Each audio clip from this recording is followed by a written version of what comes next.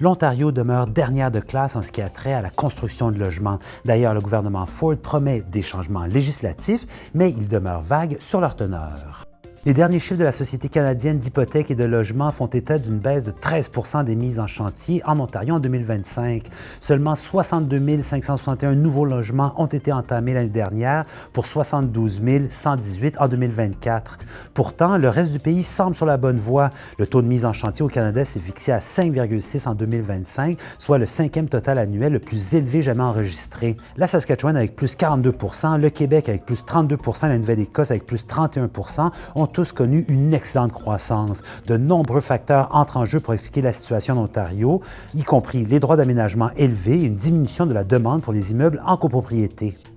En terminant, les grands froids peuvent aussi affecter nos animaux. Il faut faire attention car ils peuvent aussi subir des engelures.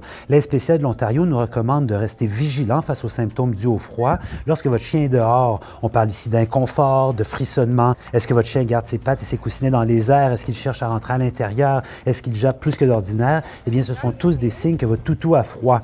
De plus, la SPCA rajoute au sujet des chats de grange, ceux qui restent dehors, qu'il est important de s'assurer qu'ils ont accès à un abri avec des couvertures sur lesquelles ils peuvent se mettre en boule et se garder au froid. Si vous avez des inquiétudes concernant un animal que vous observez à l'extérieur, vous pouvez contacter le Service de protection des animaux du gouvernement provincial.